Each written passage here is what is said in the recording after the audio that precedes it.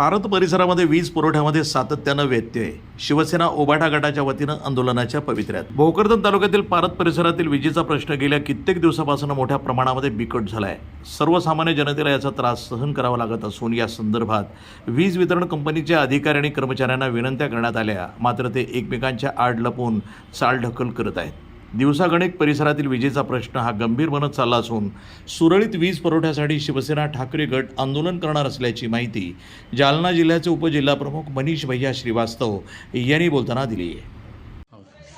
भोकरदन तालुक्यातील पारत गावामध्ये गेल्या महिन्याभरापासून विजेचा लपंडाव सुरू आहे.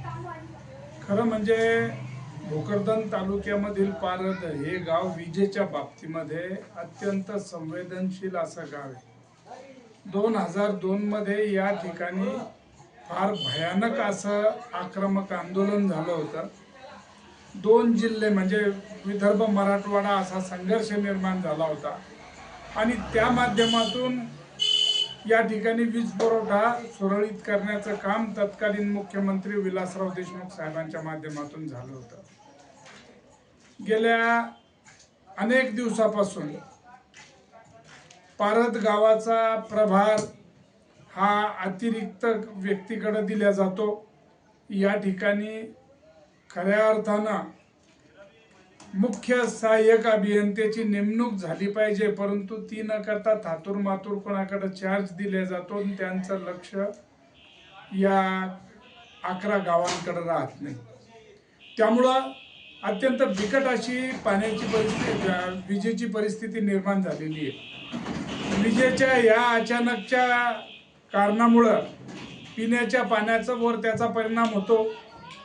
5-5 मिनिटाला लाईन ट्रिप होत असल्या कारणामुळं पाणी पुरवठा करणाऱ्या ज्या विहिरी आहेत त्या ठिकाणी ट्रिप झाली की परत अडचण निर्माण होती आणि त्यामुळं आमच्या गावाला पाण्याचे टप्पे हे वाढलेले आहेत. एक तर दुष्काळी परिस्थिती, उन्हाळा आणि त्यामध्ये पाणी टंचाई जर निर्माण झाली तर अत्यंत बिकट परिस्थिती होईल. प्रशासनाचं विजेच्या बाबतीमध्ये लक्ष नाही. या बाबतीमध्ये अनेक वेळा तक्रारी केल्या, परंतु अधिकारी फक्त गोड बोलतात, थातूरमातूर पद्धतीनं नुसतं लक्ष देण्याचा प्रयत्न करतात आणि नंतर परिस्थिती जैसे ते होते. त्यामुळं आगामी काळामध्ये जर यामध्ये सुधारणा झाली नाही तर शिवसेना उद्धव बाळासाहेब ठाकरेच्या वतीनं अत्यंत तीव्र स्वरूपाचं आंदोलन जे 2002 मध्ये झालं होतं त्याच पद्धतीनं आंदोलन करण्यात येईल. मग प्रसंगी हातात रुमणे घेऊन रुमण्या खालून या वीज मंडळाच्या अधिकारी कर्मचाऱ्यांना काढायचं काम पडलं तर आम्ही मागं पुढं पाहणार नाही. खरं म्हणजे आम्ही सेन्सिटिव्ह झोनमध्ये असताना सुद्धा या ठिकाणी पारद हे गाव 100% वसुलीमध्ये अग्रेसर असताना आमचे मेंटेनन्स नाही. या 11 गावामध्ये वसुली अत्यंत चांगली आहे, परंतु मेंटेनन्सचं काम नाही. मेंटेनन्स मंजूर जरी झालं तर कॉन्ट्रॅक्टर आणि जो या ठिकाणी अतिरिक्त प्रभारावाला अधिकारी असतो हे संगनमत करतात, थातूर मातूर काम करतात आणि बिलं उचलून मोकळे होऊन जातात. खऱ्या अर्थानं या बाबीची सुद्धा चौकशी होणं गरजेचं आहे. या ठिकाणी मेंटेनन्सच्या नावाखाली किटकॅट नाहीत, केबल नाहीत आणि या बाबतीकडे कोणी लक्ष द्यायला तयार नाही.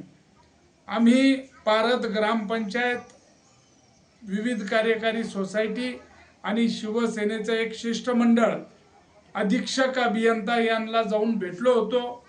आम्ही त्यांच्याशी चर्चा केली.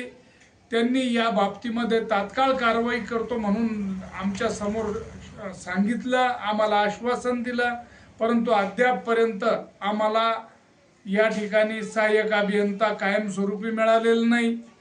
जे आमच्या या 11 गावाचा मलिदा लाटायला लागले तेच पुन्हा प्रभारी पदावर कायम आहे.